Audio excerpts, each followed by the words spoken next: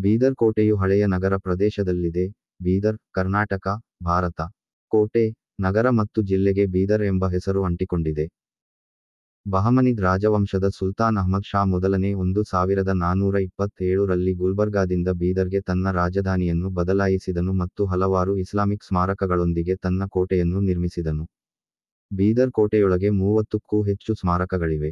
ಈ ಸಂಕೀರ್ಣವನ್ನು ಯುನೆಸ್ಕೋ ತನ್ನ ತಾತ್ಕಾಲಿಕ ಪಟ್ಟಿ ಯಲ್ಲಿ 2014 ರಲ್ಲಿ ವಿಶ್ವ ಪರಂಪರೆಯ ತಾಣವಾಗಿ ಸೇರಿಸಿತು.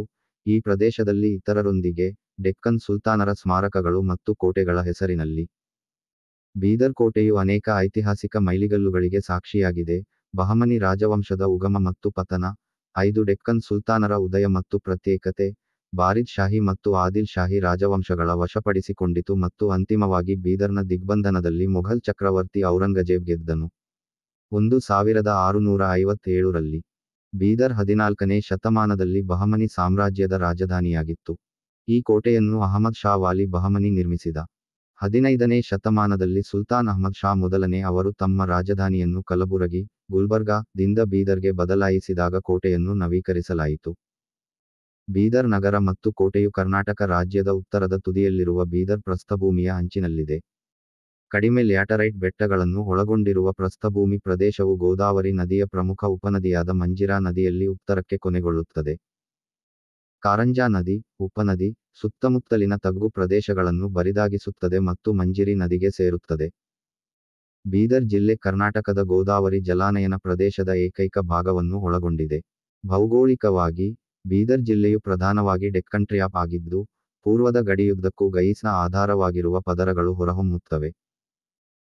ಪ್ರಸ್ಥಭೂಮಿಯು 2200 ಅಡಿ 670 ಮೀ ಎತ್ತರವನ್ನು ಹೊಂದಿದೆ ಮತ್ತು 22 ಮೈಲುಗಳು 35 ಕಿಮೀ ಉದ್ದ ಮತ್ತು 12 ಮೈಲಿಗಳು 19 ಕಿಮೀ ಅಗಲವನ್ನು ಅದರ ವಿಶಾಲವಾಗಿ ಅಳೆಯುತ್ತದೆ.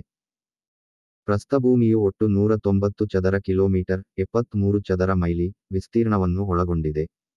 ಬೀದರ್ ಕೋಟೆಯನ್ನು ಪ್ರಸ್ಥಭೂಮಿಯ ಅಂಚಿನಲ್ಲಿ ಅನಿಯಮಿತ ರೋಂಬಸ್ ರೂಪದಲ್ಲಿ ನಿರ್ಮಿಸಲಾಗಿದೆ ಮತ್ತು ಉತ್ತರ ಮತ್ತು ಪೂರ್ವದಲ್ಲಿ ಸಂಪೂರ್ಣ ಗೋಡೆಗಳನ್ನು ನಿರ್ಮಿಸಲಾಗಿದೆ. ಪಶ್ಚಿಮ ಚಾಲುಕ್ಯ ಸಾಮ್ರಾಜ್ಯದ ಪ್ರಾಚೀನ ರಾಜಧಾನಿ ಕಲ್ಯಾಣಿ, ಬಸವ ಕಲ್ಯಾಣ, ಬೀದರ್ನ ಪಶ್ಚಿಮಕ್ಕೆ ಸುಮಾರು 40 ಮೈಲಿ 64 ಕಿಮೀ ದೂರದಲ್ಲಿದೆ. ಬೀದರ್ ರಸ್ತೆ, ರೈಲು ಮತ್ತು ವಿಮಾನ ಸಂಪರ್ಕಗಳ ಮೂಲಕ ಉತ್ತಮ ಸಂಪರ್ಕ ಹೊಂದಿದೆ. ಬೀದರ್ ನಗರವು ಬೆಂಗಳೂರು ಭಾರತದ ಉತ್ತರಕ್ಕೆ 740 ಕಿಲೋಮೀಟರ್ 460 ಮೈಲಿ NH 7, 116 ಕಿಲೋಮೀಟರ್ 72 ಮೈಲಿ ಗುಲ್ಬರ್ಗಾದ ಈಶಾನ್ಯಕ್ಕೆ ಮತ್ತು 130 ಕಿಲೋಮೀಟರ್ 81 ಮೈಲಿ ಹೈದರಾಬಾದ್ನಿಂದ NH 9 ನಲ್ಲಿದೆ. ಹತ್ತಿರದ ಏರ್ಫೀಲ್ಡ್ ಬೀದರ್ನಲ್ಲಿದ್ದರೂ, ಇದು ವಾಯುಪಡೆಯ ನಿಲ್ದಾಣ ಮತ್ತು ವಿಮಾನ ಪ್ರವೇಶವಾಗಿದೆ. ಹತ್ತಿರದ ವಾಣಿಜ್ಯ ವಿಮಾನ ನಿಲ್ದಾಣಗಳೆಂದರೆ ಬೀದರ್ ವಿಮಾನ ನಿಲ್ದಾಣ ಮತ್ತು ಹೈದರಾಬಾದ್ನಲ್ಲಿರುವ ರಾಜೀವ್ ಗಾಂಧಿ ಅಂತಾರಾಷ್ಟ್ರೀಯ ವಿಮಾನ ನಿಲ್ದಾಣ.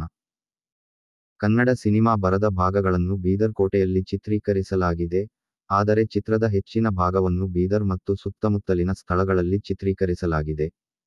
2011 ರ ಹಿಟ್ ಬಾಲಿವುಡ್ ಚಿತ್ರ ದಿ ಡರ್ಟಿ ಪಿಕ್ಚರ್ನ ಇಶ್ಕ್ ಸೂಫಿಯಾನಾ ಹಾಡನ್ನು ಬೀದರ್ ಕೋಟೆಯಲ್ಲಿ ಚಿತ್ರೀಕರಿಸಲಾಗಿದೆ.